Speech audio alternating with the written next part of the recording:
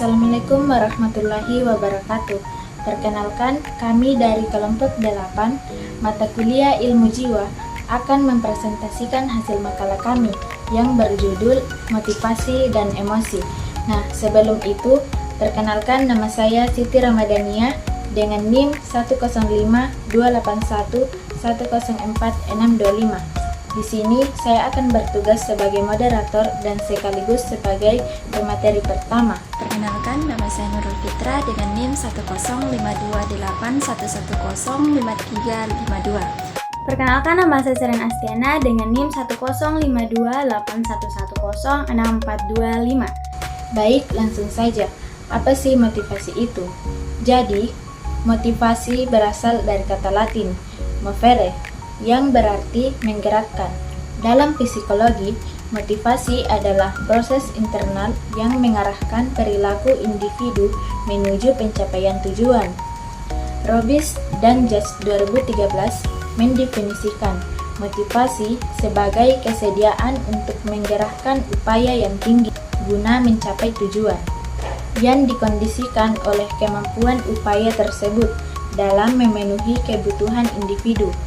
Menurut UNO 2011, motivasi adalah dorongan dasar yang menggerakkan seseorang bertindak karena adanya kebutuhannya dan tujuan yang ingin dicapai. Adapun teori-teori motivasi, yang pertama, teori hierarki kebutuhan Maslow Abraham menyusun teori motivasi dalam bentuk hierarki kebutuhan manusia yang terdiri dari kebutuhan fisiologis, keamanan sosial, penghargaan, dan aktualisasi diri. Kebutuhan tingkat bawah harus terpenuhi terlebih dahulu sebelum seseorang termotivasi untuk memenuhi kebutuhan tingkat yang lebih tinggi. Yang kedua, teori R. Aldebaran. Clayton Aldebaran difiktifikasi teori Maslow menjadi 3 kategori utama. Yang pertama, existence, kebutuhan eksistensi. Yang kedua, relatedness, kehubungan, dan growth, pertumbuhan. Teori ini bersifat fleksibel karena kebutuhan dapat dipenuhi secara tidak berurutan. Yang kedua, teori McLeod. David McLeod mengemukakan bahwa individu dimotivasi oleh 3 kebutuhan utama, yaitu kebutuhan berrepresentasi, need for achievement, kebutuhan berkuasa, need for power, dan kebutuhan afiliasi, need for affiliation. Kebutuhan ini membentuk perilaku dan orientasi seseorang. Yang ketiga, teori dorongan Hull. Clark Hull mengemukakan bahwa motivasi berasal dari dorongan biologis yang menciptakan ketegangan internal. Individu akan melakukan tindakan untuk mengurangi ketegangan tersebut dan mencapai homeostasis. Yang keempat, teori penempatan tujuan Locke dan Latham. Teori ini menyatakan bahwa tujuan yang spesifik, menantang, dan realistis akan meningkatkan motivasi. Individu termotivasi untuk mencapai tujuan jika mengetahui arah dan mendapatkan umpan balik. Jenis-jenis motivasi ada 2, yaitu motivasi intrinsik dan motivasi ekstrinsik. Pertama, motivasi intrinsik. Motivasi intrinsik berasal dari dalam diri individu dan muncul karena adanya rasa senang, keterkaitan pribadi, serta kesadaran akan pentingnya suatu aktivitas. Kedua, motivasi ekstrinsik. Motivasi ekstrinsik muncul karena adanya pengaruh dari luar, seperti imbalan, pujian, dan keinginan mendapatkan pengakuan. Misalnya, seseorang bekerja untuk memperoleh gaji, promosi, atau penghargaan. Teori emosi. Pertama, teori James Lange, yaitu teori ini menyatakan bahwa emosi timbul sebagai akibat dari perubahan fisiologis. Individu merasa takut karena tubuhnya bergetar atau jantungnya detak cepat. Kedua, teori Cronenberg. Menurut teori ini, emosi dan reaksi fisiologis terjadi secara bersamaan sebagai respon terhadap stimulus. Individu merasakan emosi dan perubahan tubuh pada waktu yang sama. Yang ketiga, teori Schachter-Singer atau three factor theory. Teori ini menyatakan bahwa emosi terjadi akibat penggabungan dari reaksi fisiologis dan interpretasi kognitif terhadap situasi.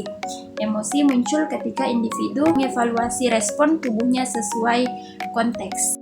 Adapun hubungan motivasi dan emosi terhadap perilaku, yaitu motivasi dan emosi memiliki hubungan timbal balik dalam mempengaruhi perilaku manusia. Motivasi memberi arah dan tujuan bagi tindakan, sementara emosi menjadi pendorong yang memperkuat atau melemahkan motivasi tersebut. Menurut Lazarus 1991, emosi adalah hasil evaluasi kognitif terhadap peristiwa yang menentukan bagaimana individu akan beraksi. Emosi positif seperti bahagia dan antusiasme dapat meningkatkan motivasi dan produktivitas, sedangkan emosi negatif seperti marah atau takut dapat menghambat atau bahkan mengubah arah perilaku. Pun peran motivasi dan emosi, yang pertama yaitu analisis peran motivasi dalam perilaku manusia. Motivasi merupakan faktor penggerak utama dalam menentukan perilaku individu. Konteks psikologi, motivasi menjadi landasan utama bagi seseorang untuk bertindak. Peran yang kedua yaitu peran emosi dalam mengarahkan perilaku, yaitu emosi memengaruhi bagaimana individu merespon suatu situasi. Emosi positif seperti bahagia dan bangga dapat meningkatkan energi dan kreativitas, sedangkan emosi negatif seperti takut dan marah dapat memengaruhi perilaku defensif. Cannon-Bart 1927 mengatakan bahwa emosi dan respon fisiologis terjadi secara bersamaan sebagai respons terhadap stimulus. Peran yang terakhir yaitu interaksi motivasi dan emosi dalam kehidupan nyata.